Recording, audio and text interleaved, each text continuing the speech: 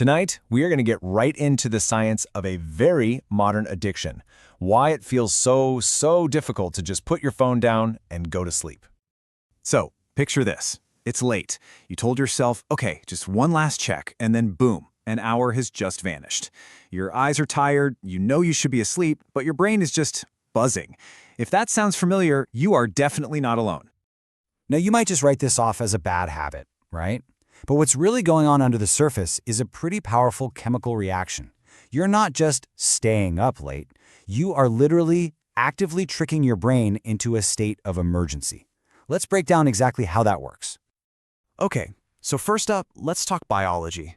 It all starts with light, or more specifically, a very particular kind of light that your brain has evolved over millennia to interpret in basically only one way. See, deep inside your brain, there's this tiny little cluster of cells, and it's called the suprachiasmatic nucleus, or SCN for short. The easiest way to think about it is as your body's master clock. Its main job? To see light and then tell your entire body whether it's daytime or nighttime. And this is where it gets really fascinating.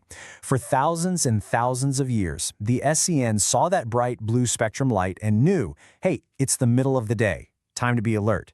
Well, your smartphone screen, held just inches from your face, blasts that exact same wavelength of blue light right into your eyes. And your brain, it absolutely cannot tell the difference. So here's the critical part. When your SCN sees this fake sun, it slams on an emergency brake for melatonin production. Melatonin is the hormone that gives your body the signal, hey, it's time to get sleepy. So your phone is effectively screaming at your brain, cancel the sleep signal, it's noon. And the impact is just wild. We're talking just a few minutes of scrolling can push back your body's melatonin release by over an hour. You're essentially giving yourself a dose of jet lag every single night without ever leaving your bedroom. But you know, it's not just the biology. That's only half the story. The second part of this trap is all about psychology. It's what's on the screen that has been so perfectly engineered to keep you completely hooked. This is really the secret sauce for so many tech companies. The apps on your phone are built on a principle called intermittent variable rewards.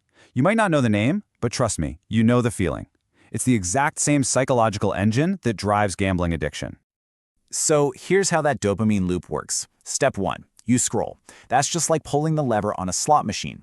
Step 2, you might see an amazing photo, a funny video, or you might see absolutely nothing interesting. It's a total gamble. And step 3, that uncertainty, that anticipation of what could come next, triggers a release of dopamine.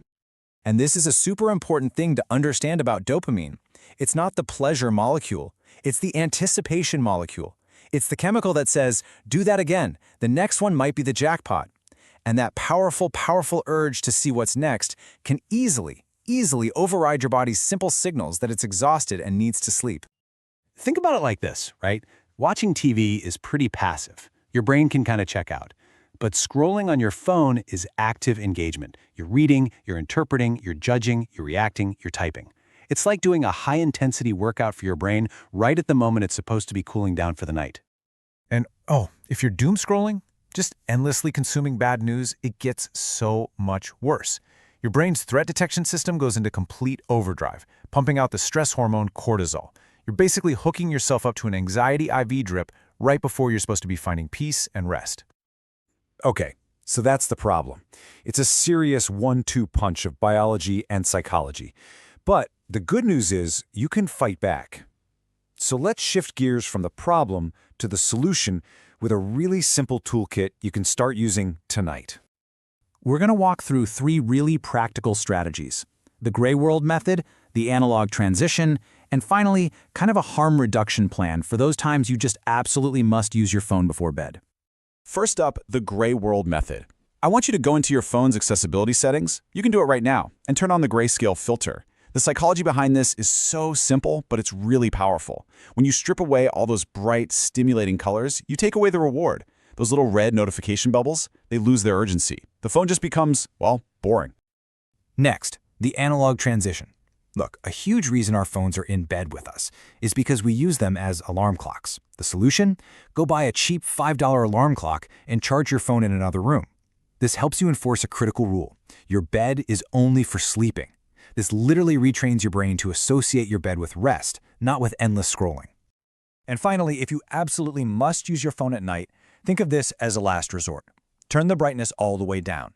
Switch on that mode that makes the screen look orange. That's filtering out the blue light. And hold the phone at least 14 inches from your face. It's not perfect, but it really does reduce the intensity of that fake sun signal we talked about. So why does all of this matter so much? I mean, this is about way more than just feeling a little tired tomorrow. It's about protecting the most vital and honestly fragile organ in your body. You know, when you sleep, your brain is doing critical maintenance. It's literally cleaning out metabolic toxins that build up during the day. It's repairing things. It's consolidating memories. Depriving your brain of that time has serious long-term consequences. Everything on that phone, the emails, the headlines, the likes, I promise you, it will all be waiting for you in 8 hours. So the real question is, are you going to give your mind the peace it actually deserves tonight? And just a final quick reminder, this is an educational explainer and it's not medical advice. If you have serious concerns about your sleep, please talk to a healthcare professional. Thanks for tuning in.